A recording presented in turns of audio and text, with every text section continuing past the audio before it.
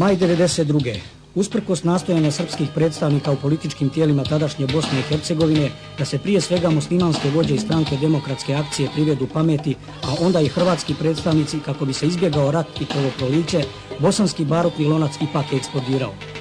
Namjera muslimana da stvore unitarnu državu i tako Srbe potisnu kao državotvorani politički narod naišao je na otpor Srba kakav može pružiti samo onaj ko nema nikakav drugi izbor.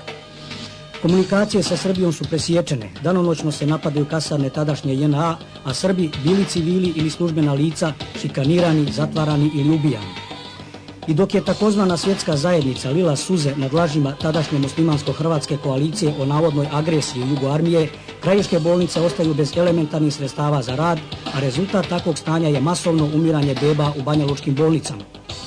Stanje je bilo neodrživo. Moralo se nešto i to brzo preduzeti kako bi se narodu Bosanske krajine i krajina dala nada da će preživjeti i opstati. I dok muslimansko-hrvatske paravojne formacije danonoćno opsjedaju kasarnu u Derventi, i to s razlogom jer bi s njezinim padom bio otvoren put prema Prnjavoru, vojno rukovodstvo razrađuje operativni plan poznat kao koridor. Drugim riječima, počinju pripreme za proboj putnog pravca kroz Posavinu prema Srbiji. 10. juna počinje poznata Cerska bitka. Bitka koja će zbog svog značaja sigurno ući u buduće udžbenike istorije. Nakon nekoliko neuspjelih pokušaja Vukova slučajaka da probiju neprijateljske linije, počinju pristizati krajiške jedinice, ali jedinice milicije iz Knina, Banije, Korduna i zapadne Slavonije. 15. juna počinje odsudna bitka za Cer koja će potrajati 2 dana.